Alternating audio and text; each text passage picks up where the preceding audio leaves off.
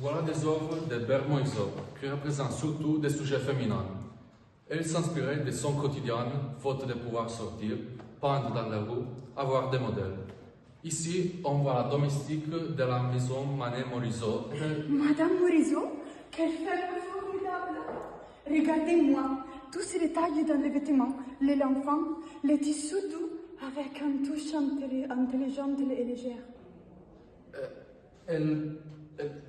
Elle peigne avec une technique... Oh là là, sa technique, c'est de la pure virtuosité. Des coups rapides et pâteux, les lignes qui vont à droite, à gauche. Elle était un modèle de talent même pour ses collègues et les hommes. Oui, cette œuvre magnifique, donc... Oui, 150 ans après son œuvre, vous dites, est magnifique, mais ici, à l'Académie, ils ne l'ont pas accepté. Les ignorants pleins de préjugés. Dans la vie de tous les jours, elle... Elle a même créé un atelier à la maison. Couleurs, pinceaux, taches, quel bordel! Et à la fin, sur la tombe, ils n'ont même pas écrit artiste, mais veuve des Manet. Parfois, artiste, ça rime avec machiste. Et tout ça, c'est le tableau.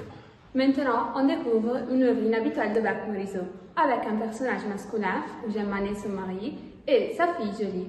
Ce sera lui à décrire l'œuvre. Monsieur, bonjour. Pardon, on vous dérange? Bonjour, mademoiselle. Mais pas du tout. Monsieur, pouvez-vous nous raconter quelque chose à propos de cette toile? C'est un instant de tranquillité. Quand on a besoin de rêver, on vient toujours ici. Avec Julie, on passe des moments calmes, tranquilles. On plonge dans cette verdure rassurante et généreuse. Ah, le printemps! Ah, monsieur, donc vous êtes un homme sensible. Vous appréciez la nature et la lumière.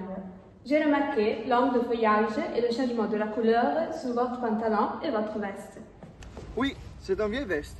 Et Julie, elle porte une petite robe de campagne. On vient ici seulement pour vivre des heures de sérénité et d'insouciance dans la nature. Tout à fait, monsieur. Votre femme représente ce sentiment d'intimité que l'on retrouve justement dans cette œuvre. L'intimité familiale dans la nature. Bien sûr, Julie, moi et la nature.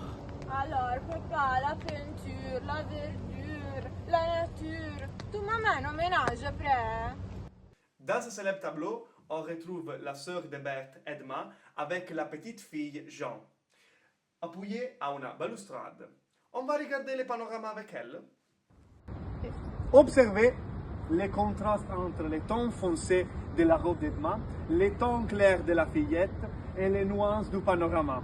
La balustrade représente en limite, en protection entre la ville et l'intimité. Encore une fois, on voit la représentation subtile des rapports familiaux, la ville de Paris, et juste à côté, j'ai vu un glacier formidable avec sa glace délicieuse au pistache. Pistache, vous avez dit? Rapide, Jean, ne bouge pas, je reviens tout de suite. Vas-y. Et alors, pas de manège et pas de glace.